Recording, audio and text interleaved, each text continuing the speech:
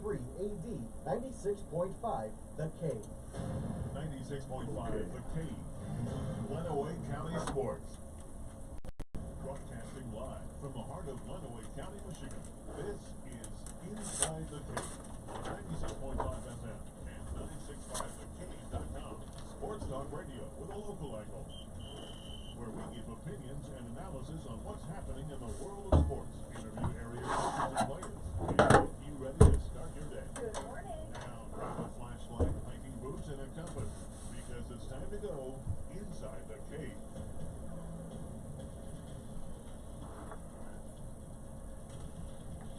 And good morning on this beautiful Thursday in Adrian, Michigan, Lenawee County. It's Inside the Cave. Welcome. My name is Pat Hayes. With me this morning is Ian Wendt. Good morning, Ian. Morning, Pat. We have a jam-packed morning of sports for you. That's right. College basketball, college football, talking some high school football maybe. Two guests today on the show.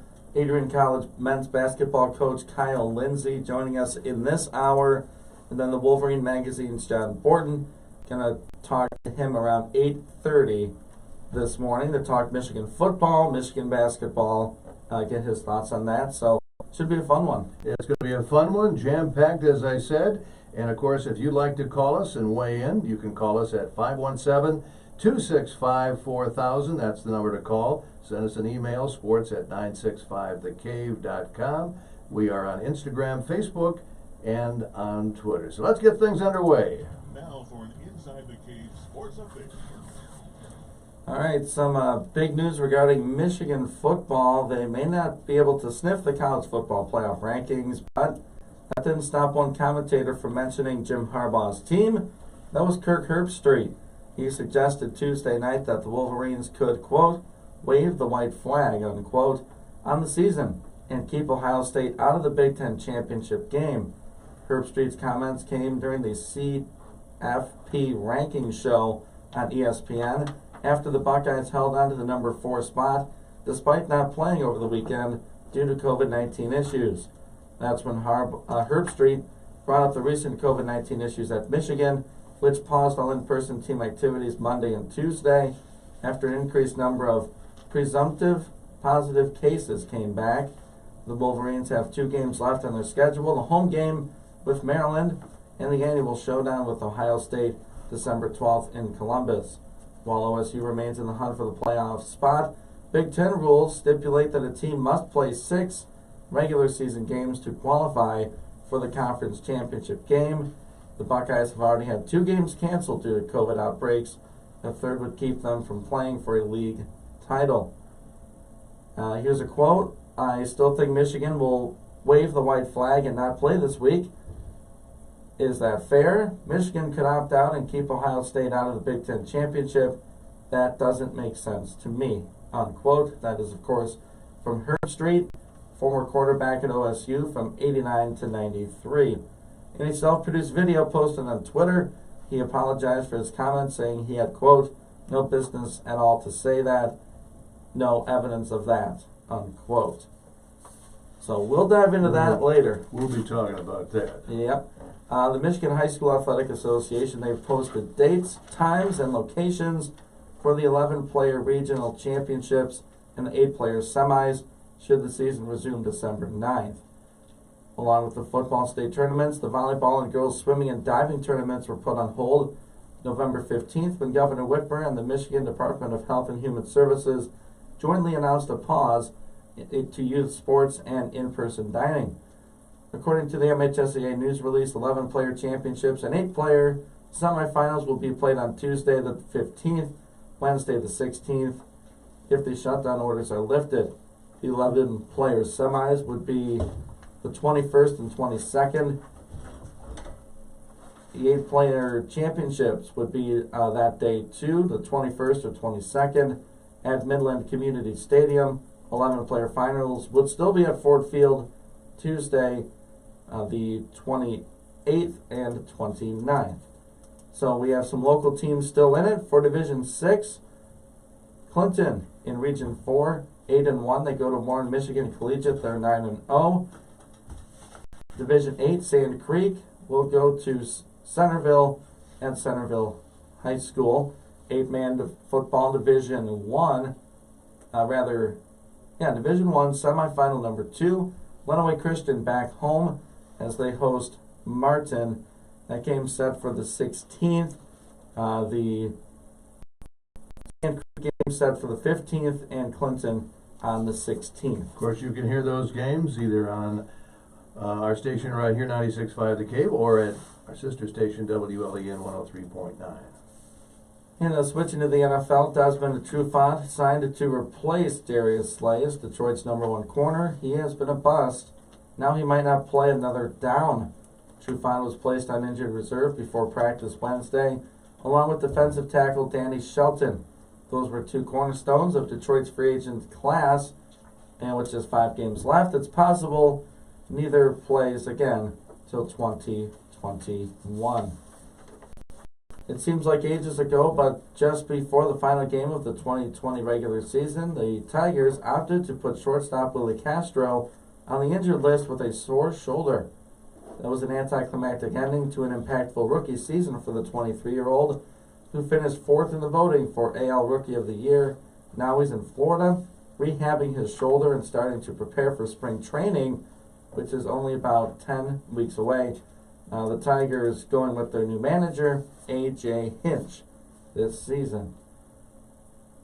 Number 19 sits atop NBC Sports rankings of the NHL general managers. That would be Colorado Avalanche GM Joe Sakic. But the Detroit Red Wings, Steve Yzerman, is second, according to Adam Gretz. He writes, Yzerman, quote, his Detroit track record is obviously incomplete, but he has the main architect of a Tampa Bay Lightning team that has been the NHL's most successful team over the past 6 years. That counts a lot. That is also why he gets such a high mark, unquote. So we'll see how that pans out for the Red Wings. Changes in the air, and the excitement is building as Detroit Lions headquarters just asked Darrell Bevell, who finally got to address players for the first time since being promoted to interim head coach. So basically, I was looking for a positive change, and if you've read the headlines, he wants to have some fun. The Lions interim head coach. That'll do it for our sports update. We'll do another one at 8 o'clock. All right. I want to piggyback off that first, Okay. just real All quick. right. It doesn't have Okay. to be a full segment or anything, but I kind of made a point, or maybe a take, however you want to view that. But I think the last 5 games for Detroit is an audition for Matthew Stafford and Darrell Bevell, and I don't think it'll be for the Detroit job. I think Stafford might be looking to say, all right, I need a restart.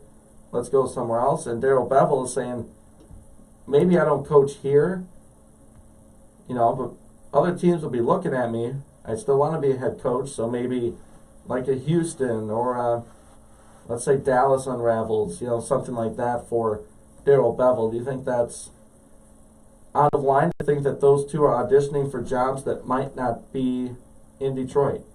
Won't this cost the Lions a lot of money if Stafford leaves because his buyout? Yeah. But they're willing to do that, you think? Oh, I don't know. That's just my take. It might be we texted about it. It might be like a Brock Osweiler situation where they find a team that would take on a lot of the salary. Mm-hmm. Or if you're not spending a lot of money on a quarterback now, that might balance itself out and say, look, we're going to eat this year, get this guy developed, get him playing. And, would you want, if you're Matt Stafford, it's like your 4th coach, you're going to put in a new defensive system. You would assume it's an overhaul of the roster. Do you want to go through that again in year 12, year 13? When you think you still got it? I wouldn't. I would say, look, I'm going to ball out this year. Maybe a team that just needs that quarterback, maybe a Cleveland, if they don't believe in Baker, or some other club, maybe, I don't know, Washington, if Alex Smith is done after this year. I think there are options for him, and he should want change. because it's they're not getting to the promised land anytime soon. Well, Baltimore certainly needs a new quarterback, or at least a backup quarterback. RG3 just terrible in that game yesterday afternoon. Yeah, he did. And last time I saw him play was against Pittsburgh, and that was when they were winning by like 30 points last year, and he ran all over them. Here he is, a Heisman Trophy winner, a Rookie of the Year in the NFL, and he can hardly throw the football. Yeah, it was rough. It was very rough, yeah. I mean, you are throwing against a top defense True. in the NFL, True. but I mean, he ran the ball a couple times pretty well, but just limited in the passing game. And if you're a Steeler fan, I'm looking at my golf shirt today. It's got a Steeler logo on it. You know, I see a loss or two in the schedule coming up. I'm not buying 16-0. Really? I mean, we got Buffalo, we got Cleveland, we got the Washington football team. These guys don't stink, right? And we play everyone close. So the you're most saying part. they're not going to go all the way? It'll be tough. Wow. It'll be. Yeah. Uh-huh. Mm-hmm. Okay. All right. We're gonna go through their schedule for the last few games. Okay. And we'll just break it down a little bit. Okay, all right. So you let's beat Baltimore by 5. Okay. At home, Baltimore's got like 9 starters out. Yeah, that's true. They are hurt. Kind of concerning there. So then you host the football team on a Monday night. You go to Buffalo with Josh Allen. They're trying to clinch that division. Division rival at Cincinnati, but no Joe Burrow. That should be a win. Then you host the Colts, who could be playing for a wild card spot, and the Browns, who are also trying to get in. So whether Coach Tomlin decides to rest a guy or two in those last couple games, or they just get beat, I don't think that's crazy to think that they could lose 1 or 2 of these. Bills are good. Colts have a really good defense. And the Browns in Cleveland. I mean, for the Cleveland, that could be the game that keeps them out or puts them in the playoffs. It really could be. Very much so. And do I want, as a fan, for them to go undefeated? Yes. Yes, of course. But you have to think realistically. Well, the Browns game, last game of the season. Yeah. So, yeah, that could be. And, the Colts really have been coming along. I mean, I didn't give them much chance this year, but, they're 7-4, and that could be a game right there. Yeah, exactly. So you go one extreme or another, you say, okay, is it more likely that Pittsburgh wins the rest of their games or loses the rest of their games? You're going to say win. But you're not going to be really comfortable saying it. They're going to win more than they lose the last 5 of the year. It'll be tough to go undefeated, but they've never been this far. They've never. How weird is that? A franchise that's been around as long as they have. Well, it's been a COVID year. It's been a crazy football season. Yeah, I mean, you got undefeated Steelers. You got the Jets, who are winless. You got Michigan losing to people they haven't lost to at home in 30 years. Or ever. Michigan State upsetting 2 top 15 teams. Like, it's all over the map. The Lions actually firing a coach mid-season. It's topsy-turvy. Well, I think the new owner is means business, and she's, put down the hammer. You like to hope so. It is kind of fair that she kept them this long this season. But on the other hand, you could say, wait, she kept them around for the offseason and then let them draft Okuda and then play this season. So you could go either way on that. That's like an SOL move, but firing them mid-season is not, at least the last 15 years in Detroit. Yeah. Interesting. Well, Yeah. we're going to see what happens, and time will tell. Yeah, so, and if you're Pittsburgh or a fan, Bud Dupree, I Wow, saw the play. That's and huge. The That is way huge. the way he was reacting when the injury happened wasn't like, dang it, I didn't make the tackle. It's, dang it, I'm hurt. Yeah.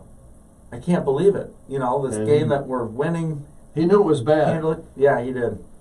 Yep, it looks like an ACL. I don't know if they've confirmed it, but if it is, he's done for the year. Yeah, absolutely. Along with Devin Bush. Yeah. Could you imagine that defense if Devin Bush was still there? I mean, it was outstanding. It Well, was, and He's quick to the ball, that's for sure. yep, and that'll lose arguably your best pass rusher in Bud Dupree. That'll make those Brown game, and the Mhm. Colts game that much tougher. Who are they going to bring in to replace him now? I don't know who their backup I can't remember who came in pass for rusher. him. I'm not sure. Yeah, we'll have to check that out. All right, Pat, you got your maize and blue on today. I do. And of course, that's in honor of them beating Ball State in basketball. It's Of course. not for the Penn State loss, just to clarify. That's Or right. maybe it's because of the Buckeye comments. Herb Street. Now, when you heard that and then the following apology, how do you feel as a Michigan? Well, I don't know if that football fan? apology came after Ward Manuel put out his video. He was quite upset about that comment. But I think somebody must have told him, yeah, that's a little bit out of line. And he quickly, right after the program, did a video and said he apologized for it, and it was out of line, and Oh, I'm sure he had plenty of social media feedback. it was probably blowing up his phone. Yeah. So, but, you know, Herb Street, he's been known to make comments and then later apologize. So, you know, I don't think this is anything new for him. Right, and maybe, I mean, we might get a caller or two on this, maybe later in the show, 265-4000. I think that was a dumb comment, especially now, Sure. in this climate of college football and all these things. Here's something I would have liked to know for, I guess, the whole season. There's a certain threshold that the Big Ten allows for COVID contact, tracing, and positive cases. You can hit this number, but when you do, you have to shut it down. Right. And that's different than the ACC, different than the SEC. Also, the quarantine period is different. More stringent. It's 21 in the Big Ten, 10 in the SEC, ACC, and probably the SEC, and the CDC is 10 days now. Yeah. It used to be 14. That's fine. You agree to the 21. It is what it is. I would like to know, I don't need to know the kid's name. That's wrong to say the kid's name, Sure. you know, legally and all that. HIPAA. All right, but can't you say we have 20 positives, or we have 15, or we have kids that are contact traced, and we can't have whatever it is, the 53 scholarship players? I haven't seen from reporting that there's been actual positive cases. I mean, I've seen all these presumed positive, and maybe that's changed this morning. But, you know, you can say there's enough positive cases in the program to shut everything down. Okay, and then you can look and say, oh, they've got at least whatever. I think that's where Herb Street might be coming from, is they're not really coming out and saying, Not being upfront about it. right, you want to be transparent. That's what this whole thing is about. You know, it's like, But of course, Michigan is, you know, they don't let any information out, especially Jim Harbaugh. An injury or something to a player, you don't know what that injury is going to be until you finally see the player come out and limping and whatever. right, and you know, that's my only thing with this, is like the university can be transparent about this. Come on. It's a pandemic. Are you trying to gain a competitive advantage or disadvantage for someone by not coming out with this? And should they be required to by the Big Ten? Or did that change? Like I said, there could be reporting this morning that says, oh, Michigan's got X amount of players in protocol or whatever, so they can't play. I'm believing Michigan, okay? Yeah. That they have COVID cases Sure. and they cannot play and they need to shut everything down and contact trace. I do. They're not waving the white flag, as Herb Street said, and then tried to or did apologize for later on. So that's the big story going into this thing. But that's kind of my 2 cents on that. Based on your body language, it seems like you agree. I agree. I totally Okay. agree. Yeah. Yeah. All right. Hey, we got to take a break here. We've got Adrian College head men's basketball coach Kyle Lindsay coming up next on Inside the Cave. So don't go away. The big names, the big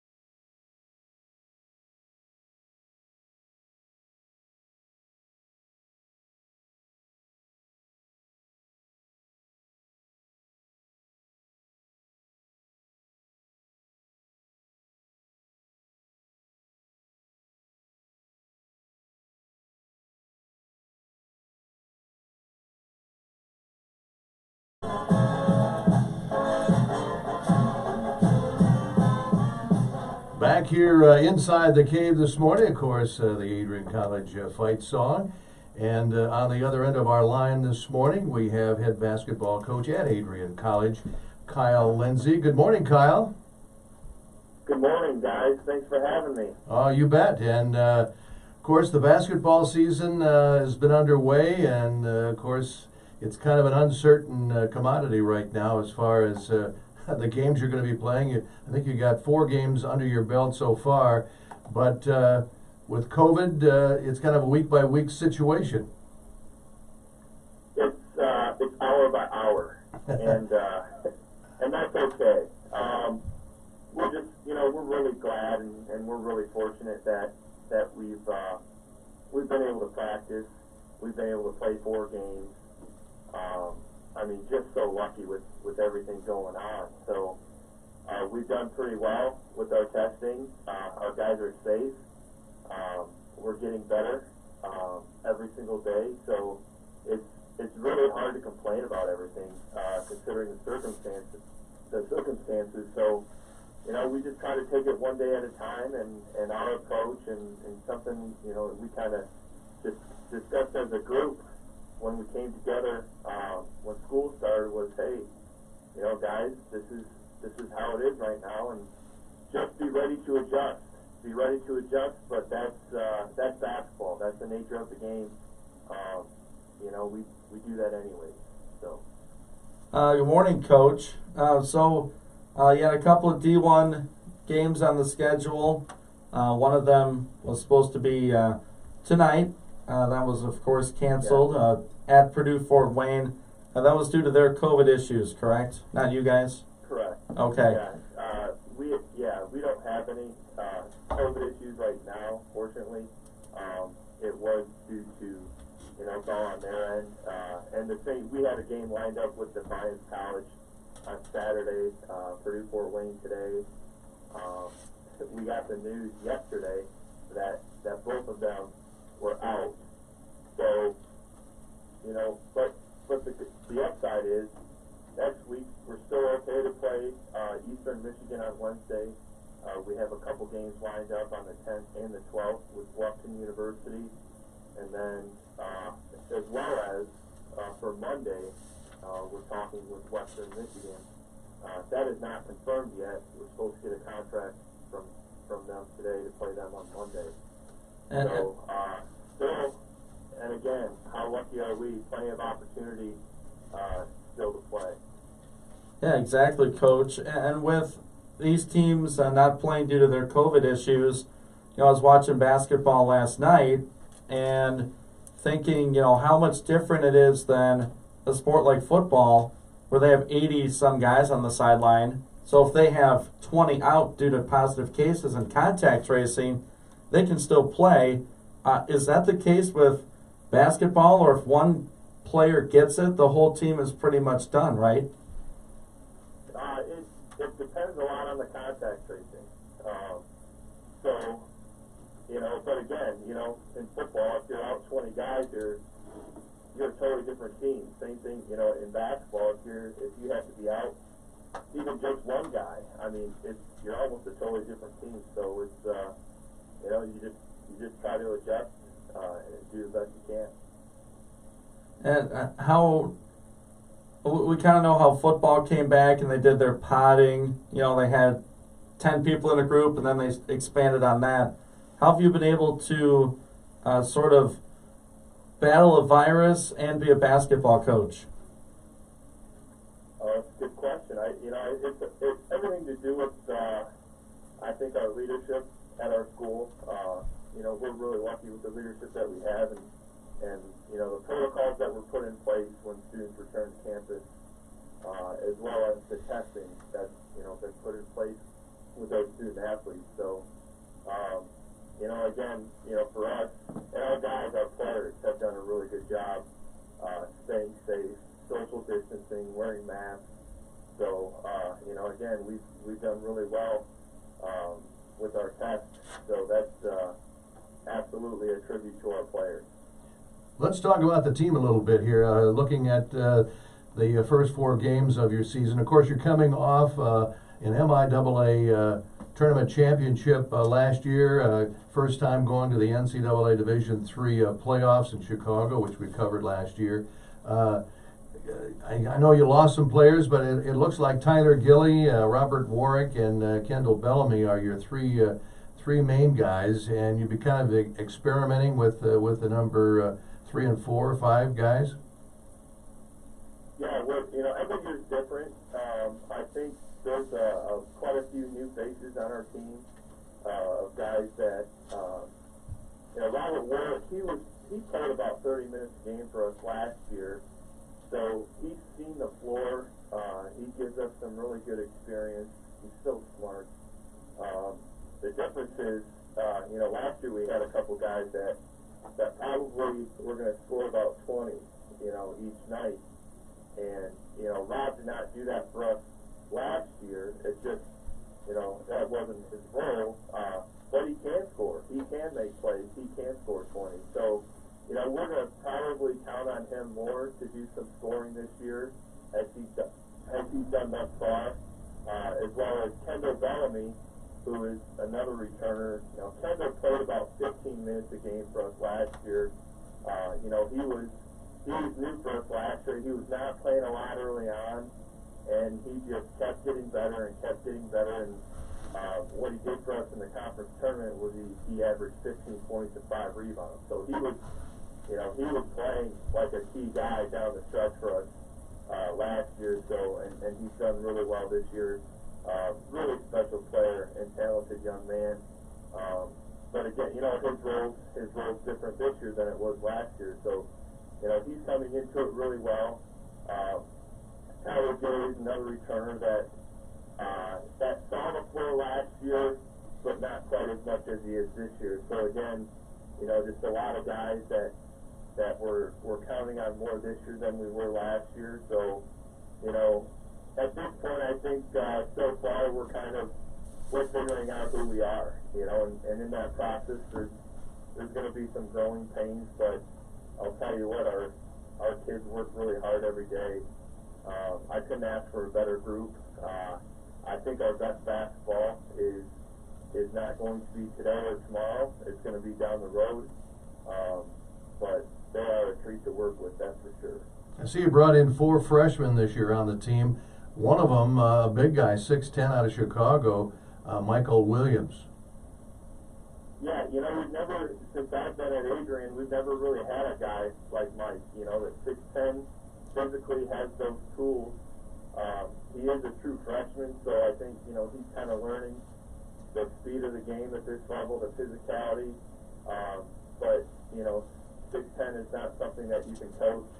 And, he makes us better every day in practice just by being in there, with his presence, his length.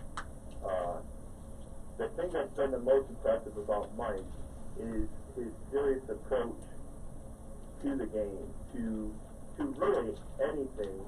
His schoolwork, he's the kind of guy that he eats right.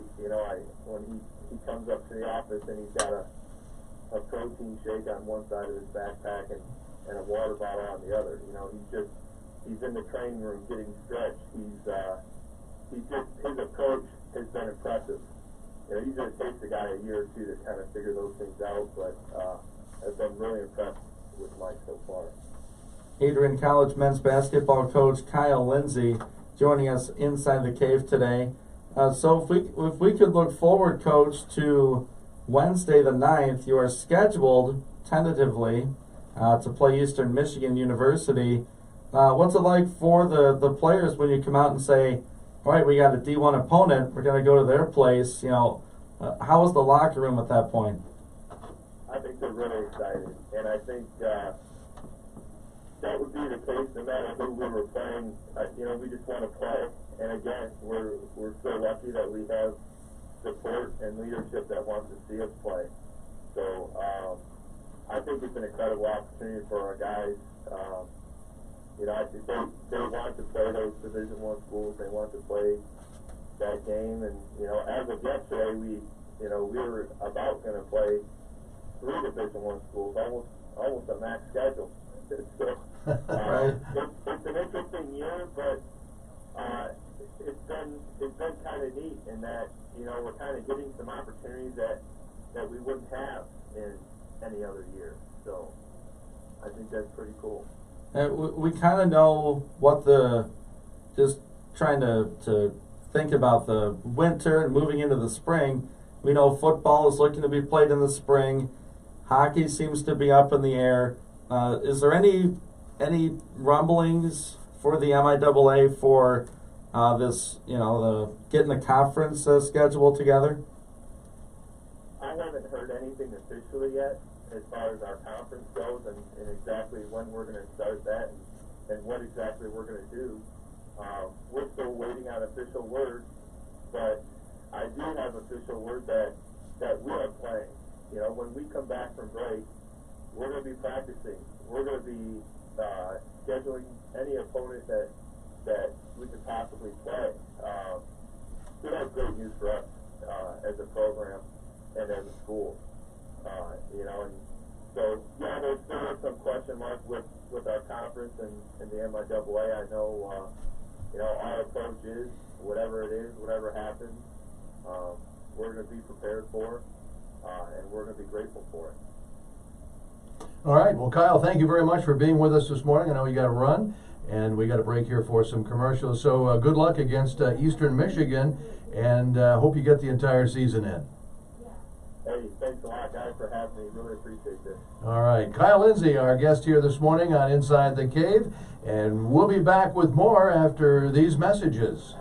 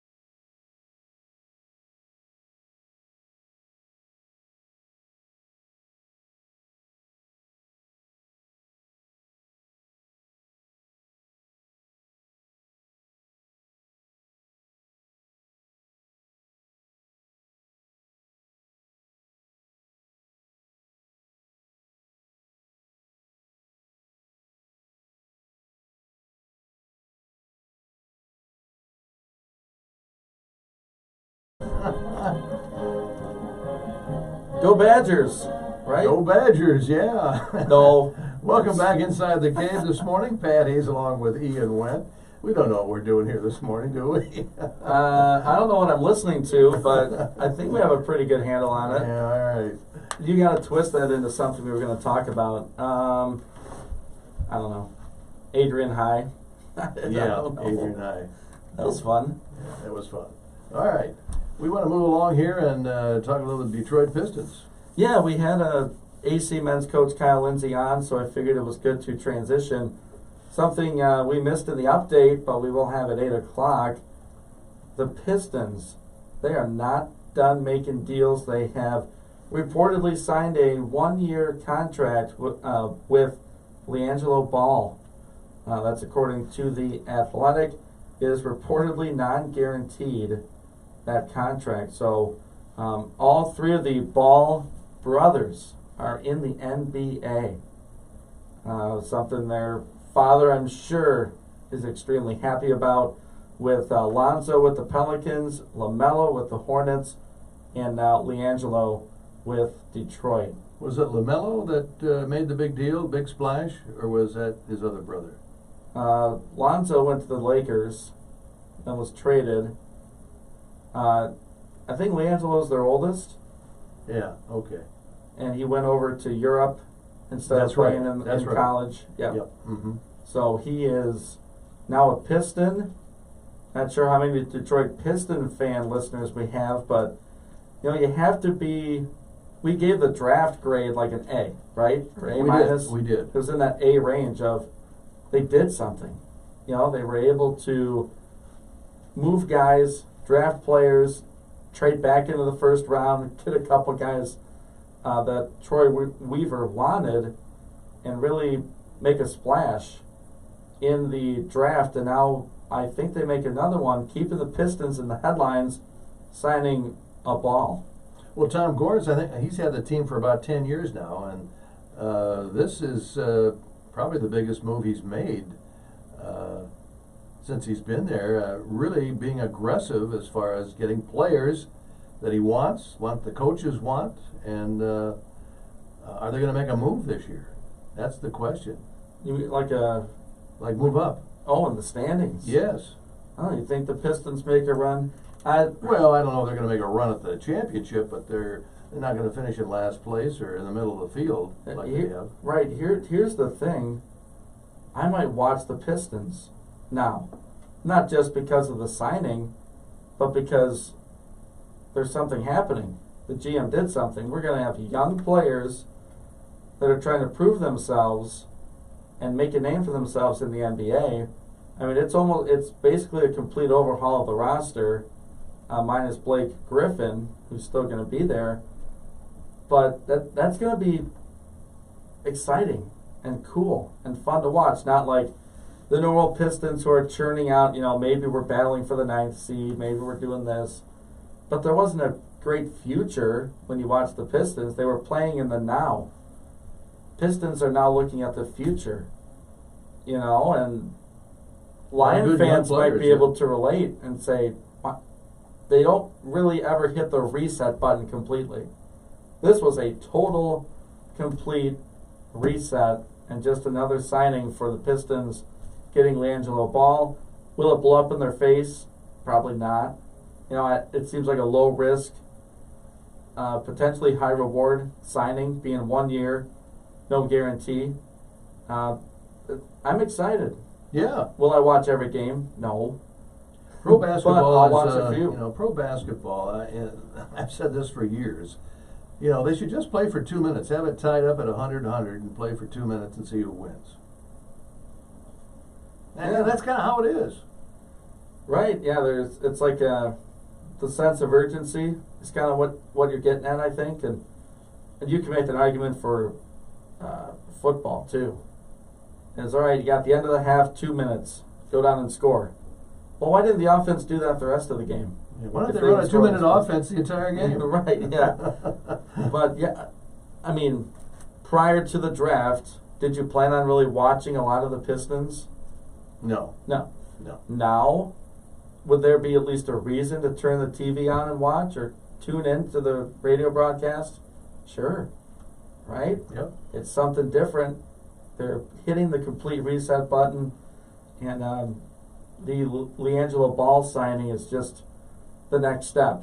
You know, I heard it through Jeff first. He was looking on Twitter or something. He says, "Oh, the Pistons signed another guy."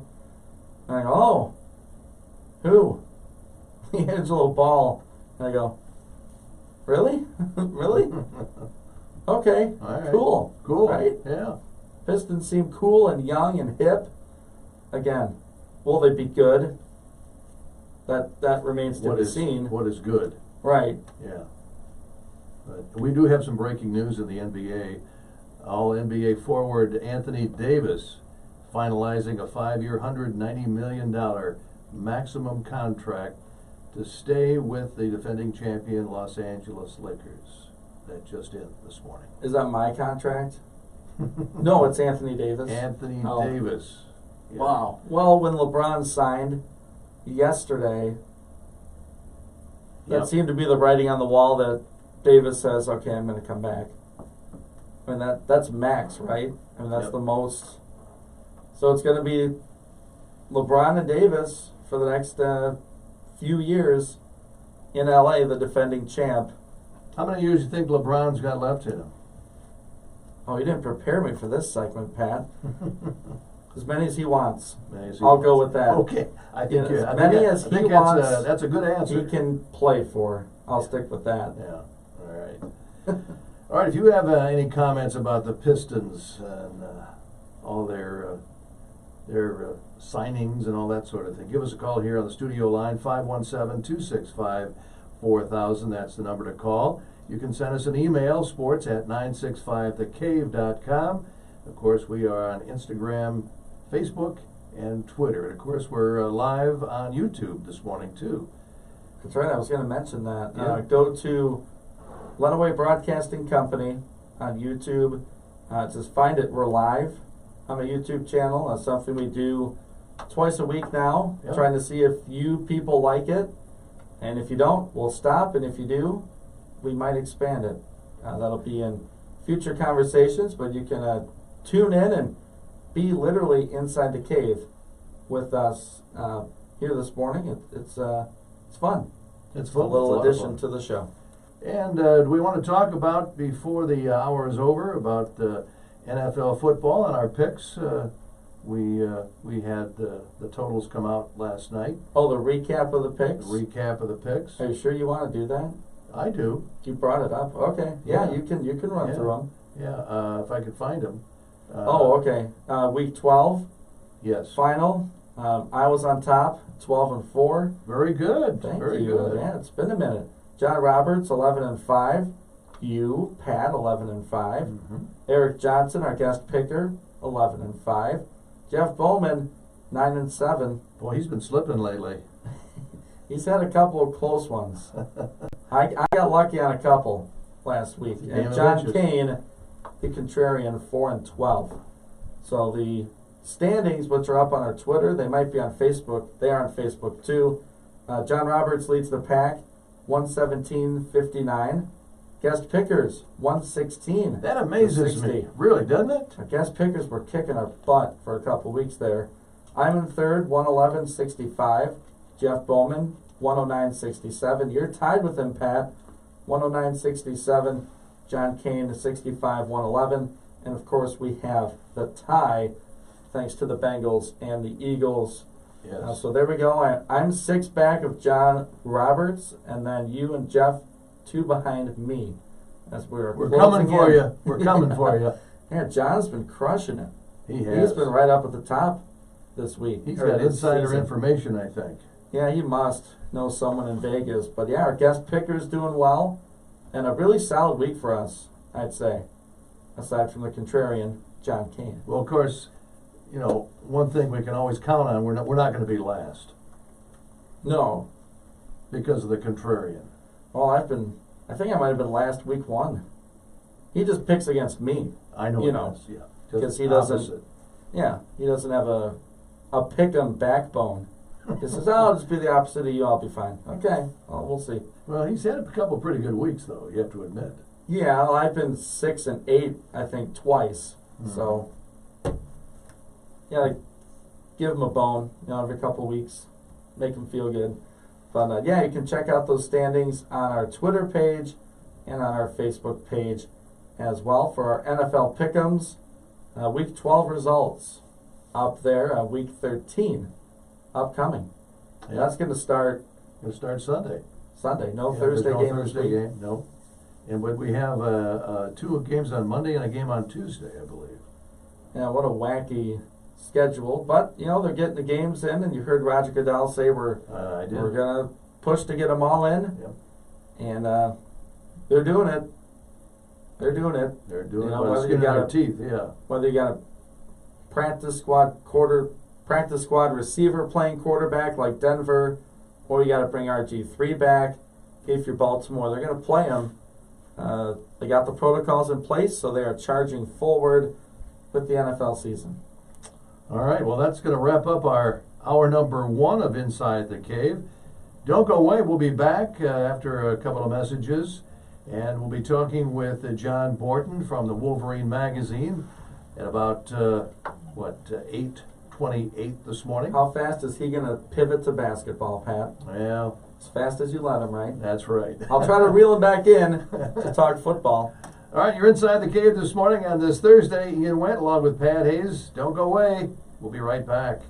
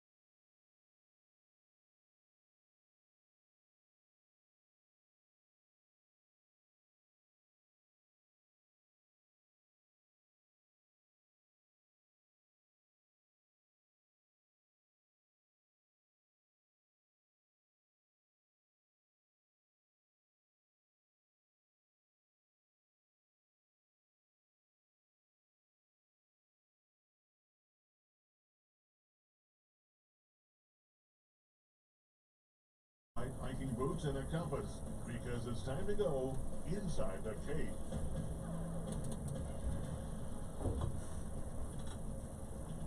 And welcome back to our second hour of Inside the Cave. Pat Hayes along with Ian Wendt this morning on this beautiful Thursday. Gonna be a little sunshine today, I think, rather than rain or snow.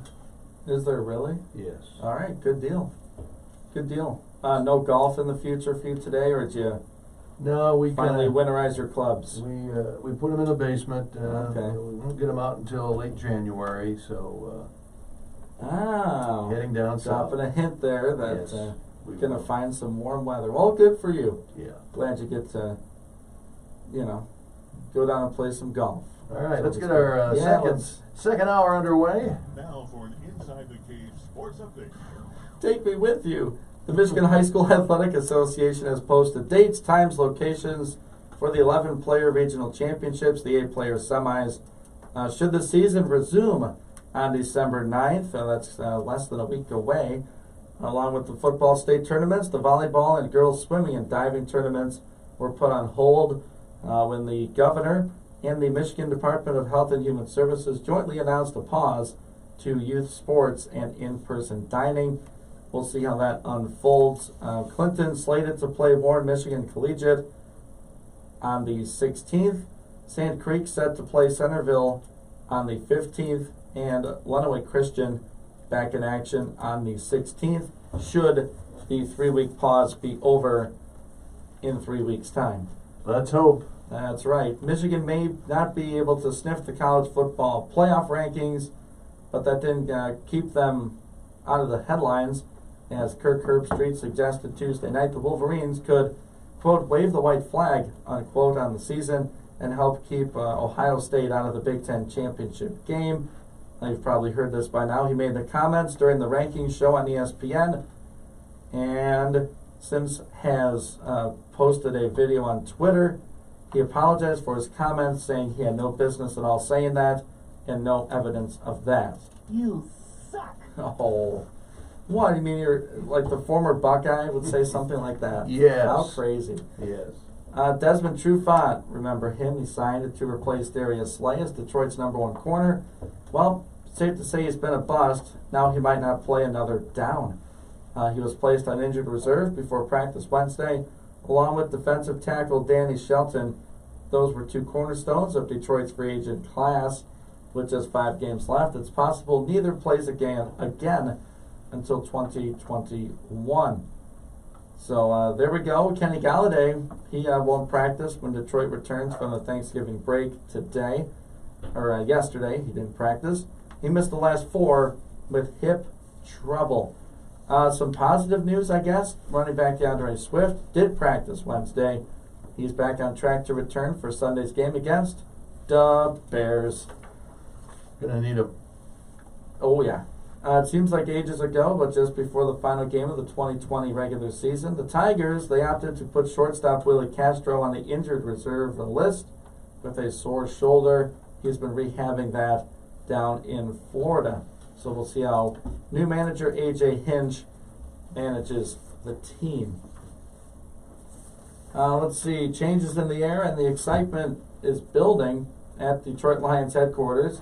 Ask Darrell Bevell, who finally got to address players for the first time since being promoted to interim head coach. Bevell said, quote, I wanted their perspective to change. I wanted them to understand what my perspective was and what our perspective would be going forward, unquote. We'll see how the Lions handle that and how Darrell Bevell looks as a head coach in the NFL. It was Isaiah Livers scoring 21 points. Hunter Dickinson had his first career double-double. Michigan beat up on Ball State 84-65. Michigan Athletic Director Ward Manuel rebuking any suggestion the Wolverines would try to avoid facing rival Ohio State. A cancellation there could leave the Buckeyes with not enough games to be eligible for the Big Ten championship game. And the person with knowledge of the agreement says the Pistons have agreed to a non-guaranteed deal with LiAngelo Ball. The person spoke on condition of anonymity Wednesday night because the deal had not been announced. Ball is the brother of New Orleans Pelicans guard Alonzo Ball and Charlotte Hornets lottery pick LaMelo Ball. LiAngelo Ball spent some time working out for the G League's Oklahoma City Blue earlier this year. That's our sports update for the 8 o'clock hour. We do them weekdays, 7 o'clock and 8 o'clock in the morning. So there you have it. All right, thank you, Ian, for that update. And of course, just a reminder, we are scheduled to have John Borton from the Wolverine magazine on at about 8:28 this morning. And A lot of questions. a lot of questions. He might not have answers, but he'll do his He'll have best. a pretty good idea. Yep, he's our Wolverine guy. Sort of our inside look at the athletic programs at Michigan. Of course, we'll talk the basketball program, getting his thoughts on the football team. You know, their game with Maryland canceled for Saturday, and Buckeye game might be in doubt. We'll get, obviously, his inside thoughts on that. All right. And where should we go from here? Little high school? Yeah, if you want to kind of recap for the people what we could be looking at, of course, this is based on Governor Whitmer and the MDHHS lifting those restrictions on December 9th. Well, we've got, of course, Division 6 team in the Clinton football team, 8-1 on the season.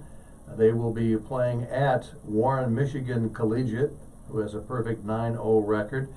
And that game will be being played at Bishop Foley Venture Field in Madison Heights.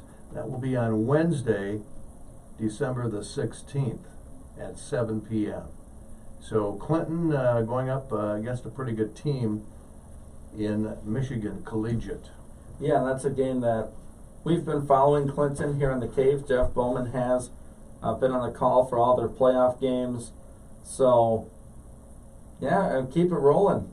A couple of good wins for the Clinton Football Club, and they'll try to defeat the undefeated for Clinton. Another 11-man football team that's still in action at Sand Creek.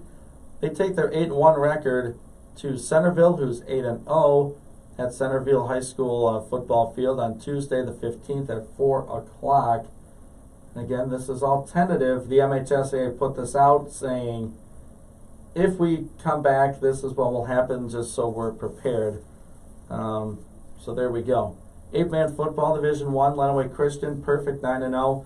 They come back home to take on 8-1 Martin. And that'll be at Lenawee Christian Cougar Field Wednesday at 4 o'clock. So that's the slate of games. Will that happen? I don't know. No one really does at this point. So, Well, I'm not sure when the governor is going to make that official call. That should be pretty soon, I would think. yeah, you would. But This is I don't know. the 3rd of December, and of course, the restrictions expire on December the 9th. So, I have to give the players a little bit of time to practice in order to play games that following week. So, a week is not an awful lot of time. But I'm sure the players that are still in, contention have been working out, maybe on their own, maybe in small groups. But that'd be an interesting question to ask one of the coaches here. I'm sure we'll have them on prior to these football games being played. But of course, we've talked all year long about Lenawee Christian in 8-man football, that they are the team to beat in the state of Michigan, as they have just blown out everyone. That's even some good teams that from up north. Right. Yeah. So it should be interesting to see with this layoff if that affects any of these teams. Yep, it will be, and no doubt Coach Will Harms will have his Cougars ready to go for Lenawee Christian. And Yeah, interested to see. I got to watch them in person for their regional final game, and they're for real. They really are.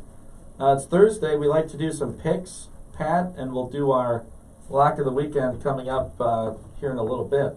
Yeah. But we're gonna do something we normally don't do. Normally we just pick the winner, but this week, just for fun, we'll go against the spread.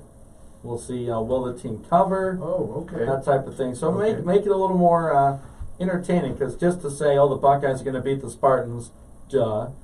But we'll go against the spread, and that's the game we'll start with. Saturday, Michigan State hosting Ohio State. MSU plus 22.5. Do they cover Plus 22.5. to Michigan State?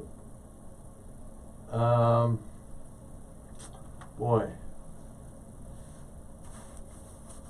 That's a It's a close really good enough. number, huh? I think they will cover. I think they will. Here's why. Man, we thought they'd lose to Michigan. We thought they'd lose to Northwestern. And they beat them. But Ohio State needs a statement win. Because I don't think there's that many requirements to make the playoff. I don't think you have to play 6 games or 7 games or be a conference champ. So let's say Ohio State does not play Michigan. So this is essentially their last game of the regular season. And then in the crossover, let's say they play Iowa, right? Or Wisconsin. They got to win those 2, and they have to win them impressively. If they want to leapfrog in Indiana or Northwestern to get in, like pulling Alabama from a few years ago and get in the tournament, the playoff, but not be a conference champ contender. And I think that's what the Buckeyes are going to do, is just That's an interesting really, thought. Yeah. really give it to Michigan State. I hope they cover. They more often than not they contend with the Buckeyes, but this year might be a different story. MSU got up and really ready to go for 2 big games this year. Can they do it a third time? I just don't know. Let's jump to the ACC or SEC. Sorry, Texas A&M. They are ranked, I think, number 5 in the country still.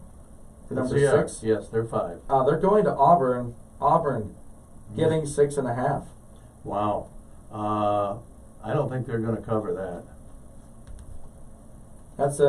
That's telling, because A&M played LSU close, or LSU played A&M close.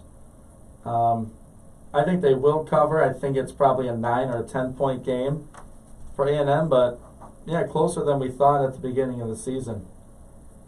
Scrolling down here, John Cain's Notre Dame Fighting Irish, 33.5-point favorite against the Syracuse Orange. This is why you pick the spread. Do they blow out Syracuse by more than 33? Well, Syracuse has only won 1 game this season. They're 1-9 in the ACC.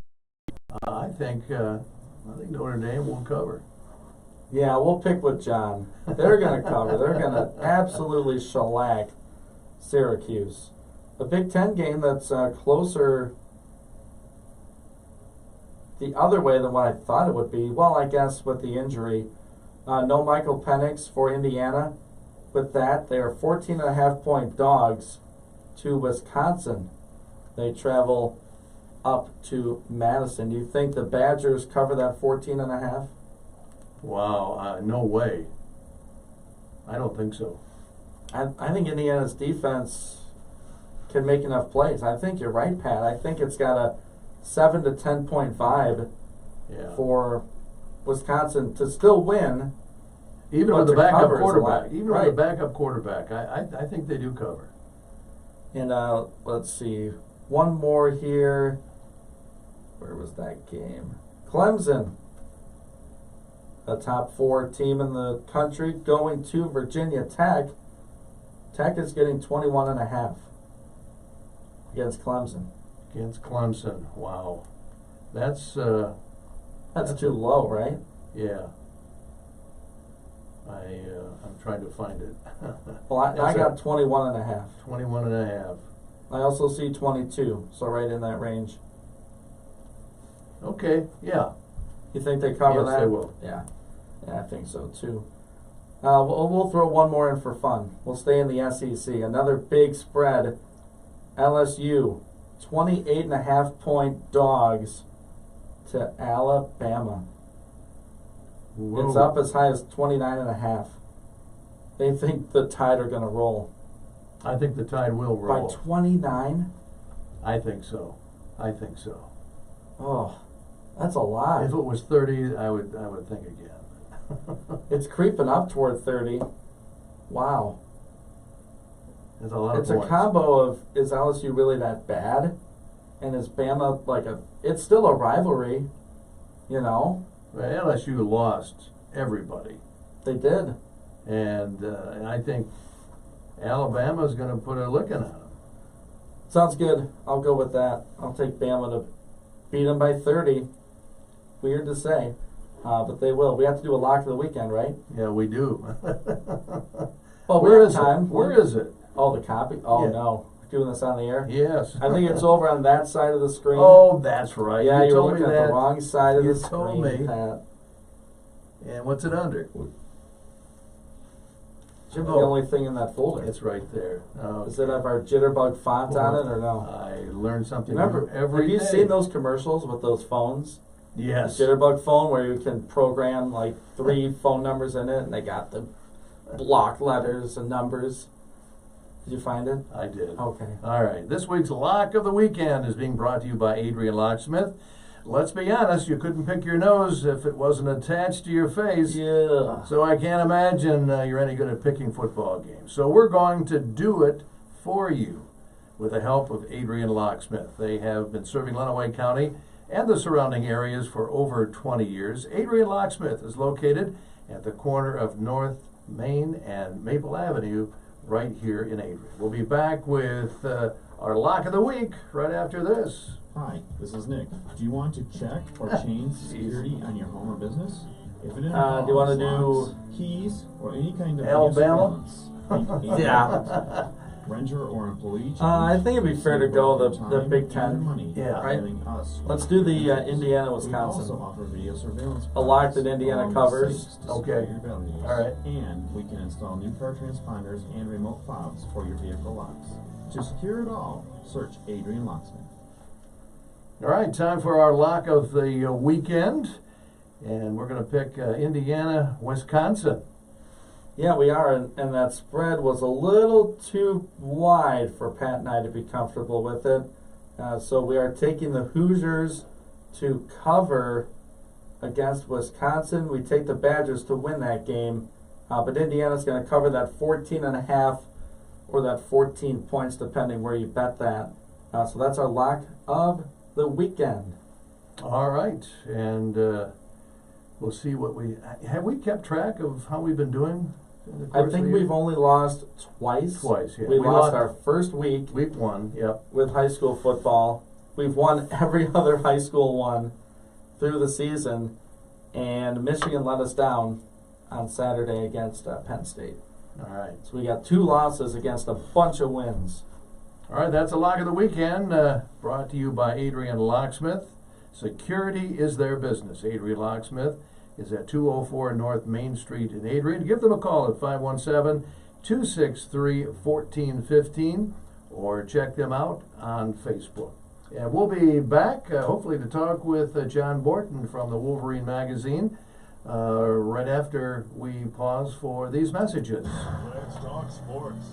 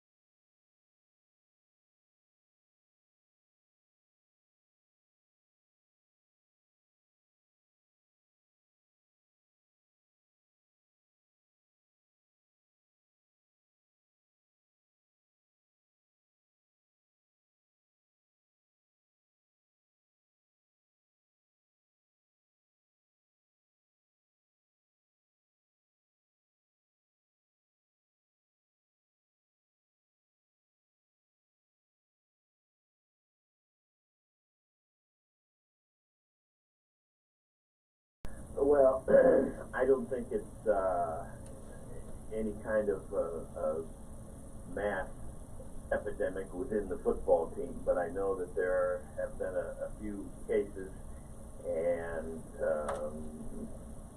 I just think it's at the point where they want to dial it back. They haven't been specific, but they said there had been a slight rise, and you've got the medical people over there saying it's time to dial it back, and I just think that throughout Michigan has been very careful and has been on the on both the thorough and the fortunate side to have been able to play all its games to this point. But now you look around and there is a rise in cases everywhere, it seems like, and Michigan has not escaped that that happenstance. So I think that they're doing what is absolutely they feel the best thing to do. I know one of their medical officials said yesterday, "Hey, I'm not losing my medical license over a football game," and you have to understand that. And I think even Kirk Herbstreit understands it, although he didn't seem to at first. Yeah, and kind of glad you brought that up, John. Good morning. Morning. The only thing that could lead people to put on their tinfoil hat and be a conspiracy theorist is that the school, at least according to what I'm reading here, didn't disclose the positive test numbers. They're just presuming they're going higher, and they didn't report how many they have. Has that changed, or is it still that way? It has not changed to this point, no. And we're waiting to see where exactly things are. We do get fairly regular reports, but they do not. They're not specific between sports. So we will get overall reports. But I don't think you're going to hear, oh, this football team has this many specific cases. But we haven't. I mean, that's been the case really across the board. It's not like Wisconsin, when they were calling off games, were identifying players. Right. We knew when they were coming to Michigan that they were going to be out some people, but we had no idea who those might be. And I think that you're talking about, it gets into HIPAA laws, and it gets into the fact that they are not going to. They don't name injuries. They're certainly not going to name individual COVID cases. Right, and no one should expect them to. Like you said, the legality of it, that totally makes sense, and Pat and I talked about that before. Pat, are you ready to jump back to Penn State? I know John might not want to talk about it, but there was a football game on Saturday, right? There was, and that's what they called it. Yeah. It was not very good, John. Well, it's the Cade McNamara injury, and then playing, and then Harbaugh taking him out. I mean, what did you make of that? Well, what I made of it is it was the worst possible scenario for Michigan and Michigan fans to see, because what had you had 1 week earlier? You had that little glimmer of hope. Okay, everything seems to be going wrong. The offense has no spark. And then you got that from Cade McNamara against Rutgers, and you saw, okay, you go from 0 points in little over a half to 48 at the end, because he was able to throw the ball effectively downfield. He was able to hit receivers. That opened up the running game. So many things happened well for you that you thought, okay, this is just going to carry over against Penn State. And then on the very second series of downs, you see Cade McNamara gets dumped on his shoulder and he gets hurt, and that's all it was. I mean, he was didn't really have a chance to get going much in that game, and on a drive where he was setting Michigan up to score, he injures the shoulder, and all of a sudden, your offense stagnates again, it seems like. Jim Harbaugh called it afterwards. Anytime that Penn State needed a yard in a short yardage situation, they got it.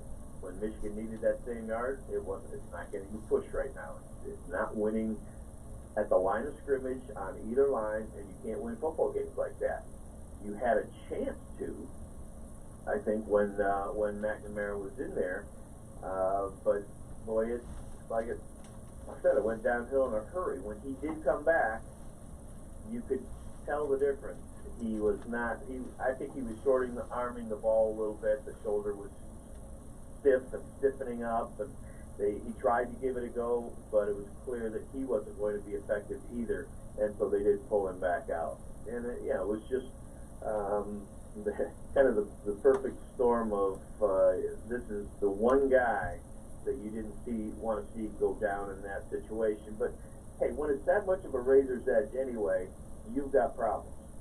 Because you can't win it on your rushing attack. You can't win it with a guy that isn't red hot at quarterback, because you are losing the battle on the lines of scrimmage, and that has everything to do with the injuries Michigan has suffered. And You still there? Did we lose John? Oh, I think we lost him. Yeah, I think that was us losing him. Yeah. Oh, he was- I'm sure he'll call back here in just a second here. So. Yeah, he was talking about the injuries, and I talked about it yesterday, and Pat, you might have been tuned in, or you put your fingers in your ears so you didn't have to hear it, about if he's that hurt, if Cade's that hurt, it's affecting his throwing the way it was. Why put him back in? Yeah. You don't wanna- We have John back on the line now. Okay. Sorry about that, John. I don't know what happened there. that's okay. That's okay. Sometimes I hurt my cell phone shoulder. Yeah, a little tight. Yeah. A little tight. Well, there's And been. that's what they did feel like they had a chance with him, that he could go, but it was clear once he got back in there that wasn't going to be the case. Right, and that they thought, or I guess Coach Harbaugh thought at that time, that a banged up McNamara, I don't think it's really serious, I hope it's not, was better than a healthy Joe Milton, right? Is that concerning for Michigan fans and for you? I think it's concerning for Michigan fans. I think it's probably concerning for Joe Milton.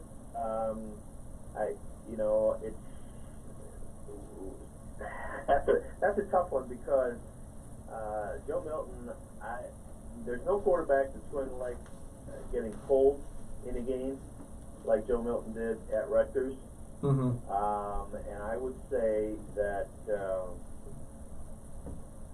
it's all about your response once you do, and if the response was not what they wanted it to be, then you all of a sudden are a little bit more concerned.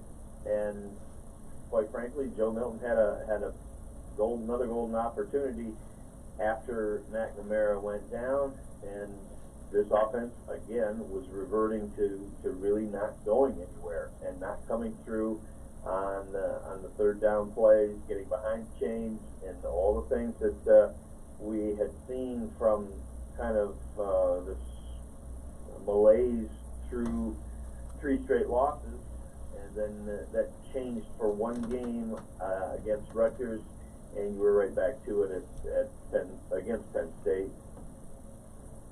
I know we've talked about this before. Especially with all the injuries, you've had to start some true freshmen, and when you start true freshmen, excuse me, your team is in trouble. Let's face it. There's no doubt about it. They're just not. Even when they're 330 pounds true freshmen. Yeah. Michigan's got some of that up front. Guys like Zach Sinter and Zach Carpenter and Trevor Keegan are, according to all the offensive linemen I talked to, former offensive linemen from Michigan, and that's plenty, because you've got a radio booth full of them. Wolverines on the broadcast, it's a situation where they think they're going to be really good. Guys like John Jansen and Jim Brandstetter and Dan Deerdorf. But that doesn't necessarily happen in your first year, first or even second year necessarily in the program or first year on the field for all of them. So I think that you really look on both sides of the ball at those guys I mentioned. Super young on the offensive line. And then you've got defensive linemen that Chris Hinton and Monty Smith that are just really, truly getting their feet wet. You know that it can happen down the road, but some of the veterans that you have are, they got injured. They're not in there. They're not on the field. You've got other guys trying to do the best that they can. It is maybe not the worst thing in the world that they don't have a game this weekend. You can still think that way in some ways, but you can also say, hey, look, if they're not opting out and using COVID for an excuse because they think they can't beat somebody. All right, we're talking with Wolverine Magazine's John Borton here on Inside the Cave this morning. We have to take a break here, but we'll be back, and maybe we'll talk a little bit about basketball, a little more positive subject here as far as Michigan sports is concerned. You don't want to talk Jim Harbaugh? No, not. I have a Harbaugh question. Okay, all right. After the break. We'll be back. You're Inside the Cave this morning with Ian Wett, Pat Hayes, and John Borton. Winter season is here and construction work is coming.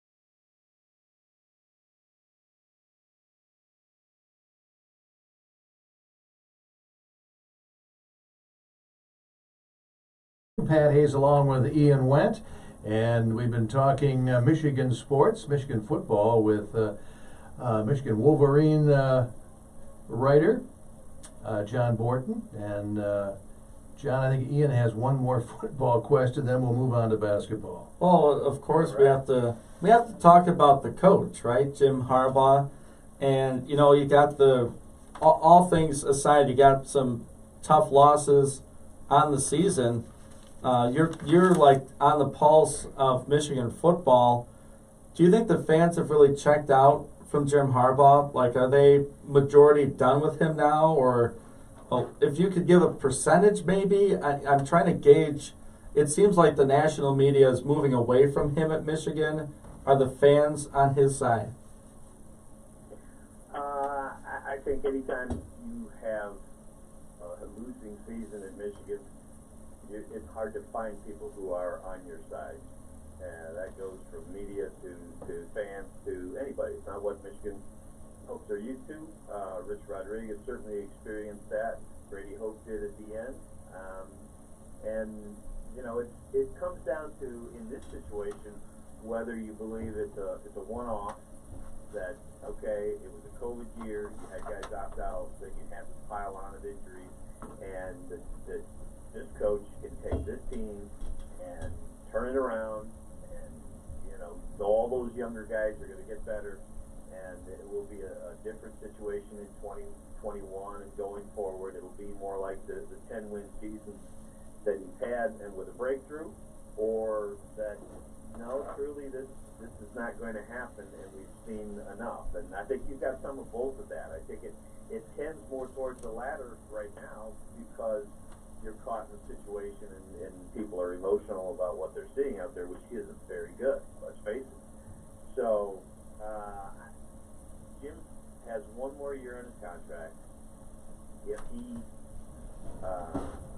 If you're going to try and change some things, you may still owe him $8 or $9 million in a year where Michigan is already scrambling to pay people and has laid people off, and is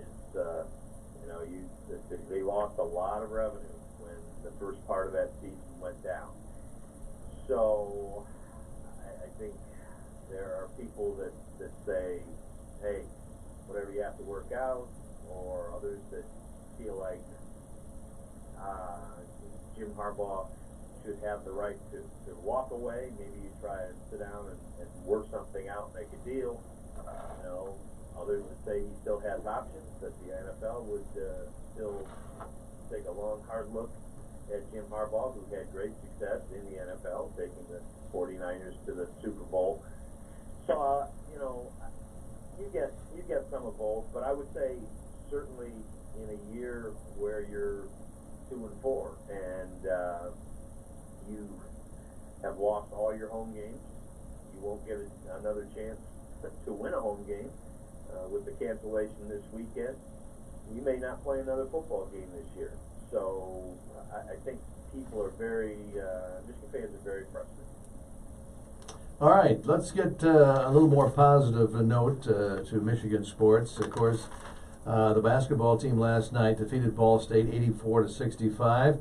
Isaiah Livers with 21 points, 3 rebounds, and 2 assists. And team is looking good, John. No, they really are. People scared a little bit the other night against Oakland, when they pushed it to extra minutes and Michigan had to scramble. But overall, this is a team that's got a lot of weapons, and you see that. You mentioned Isaiah Livers last night, and he was just on fire and looking really good. The kind of leader that they were expecting and hoping for when he opted to not go the NBA route and come back to Michigan this fall. And but they have shown, from guys that have returned, like Livers and Franz Wagner, to the youngest and the imports, Hunter Dickinson being a freshman that I'm thinking of in particular, who has stepped forward and been just pretty amazing, the 7-1 freshman, to other guys that Sean Day, Brown and who has been excellent as well. I like this team. I think it's got a lot of guys that can contribute. They're going 10 deep right now, and I think it's going to sort itself out to be where you have a lot of depth, and that's kind of what you need in a year like this, where COVID could take 2 or 3 guys out in any given week. Hunter Dickerson with a double-double last night, one of 4 players in double figures. He had 12 points. Smith had 10. Franz Wagner had 14. And of course, as we said, Livers had 21. And we look at a team like Michigan State, who played down at Cameron at Duke. They certainly have a big bench, and but Michigan not quite as good as Michigan State as far as their bench. Yeah, well, I think Michigan State is loaded. There's no question about that. They got off to a slow start at Duke, and everyone was thinking, "Oh, wow, look at that!" But then they really came on. It's going to be one of those situations where it's a typical year from the last in the Tom Izzo era. After once he got it going, he's going to have a team to really be reckoned with. And you look around the Big Ten, Illinois is loaded, and Wisconsin will be good. But I think Michigan has, as I have said before, a chance to be right on the cusp of the top 5 in the Big Ten, if not break into that, then maybe break into the top 4. And, anytime you do that, you have a very solid NCAA tournament team. We'll see later on how Michigan stacks up against Michigan State. But any team that can go down to Cameron Indoor Stadium and win has got an awfully good team. Well, the Big Ten, probably the best in the country right now, as far as, you got Iowa at number 3, you got Wisconsin number 4, Illinois is ranked 5th, Michigan State, of course, is at the number 8 position, and Ohio State down at 23, Rutgers 24. So you got a ton of Big Ten teams, a lot of parity in the league this year. Yeah, no doubt about it. And I really believe that Michigan was ranked before that. They got a little lackadaisical, I think, against Oakland, and they slipped out of the top 25. But I really believe that they will be back in sooner rather than later, because this is a team with some strength. So I think very soon you'll have one more in that top 25. And John, Michigan 3-0 right now. There's no question about it. They can score really at will at this point. Going to the coach, Juwan Howard, he's 1 season and 3 games into his tenure at Michigan. Anything you're seeing from year 1 to year 2 with Coach Howard? Well, what I'm seeing is he's just very impressive in the way he goes about and relates to recruits. He's done above and beyond what anybody would have expected in that area this year. I mean, last spring, of course, there were some misses at signing day, a couple of them that would have just sent the class into the stratosphere. But even then, he did very well, and then can go out and plug in some people like Shundi Brown and Mike Smith to help a team out for a year, transfers. And now he's got the #1 recruiting class in the country, according to Rivals.com and many others, that is coming up. So he is doing a fabulous job on that standpoint. I think he has got that NBA cachet where young guys can look at him and say, wow, he is, he played at a level I would like to play at. He has the NBA connections and he knows what it takes. And so this is all really weighing in his favor. I think I heard people early on saying, well, he may do all right while he has John Beilein's players still on the roster, and then who knows after that. I don't think the who knows is there anymore, because I think we've seen enough from Juwan Howard. He surrounded himself with really sharp coaches, and they have a good team in themselves of a staff. And I think it's a major upside for Jawan Howard. Well, John, we appreciate you being with us this morning and every Thursday. And how can our listeners get a hold and read the Wolverine magazine?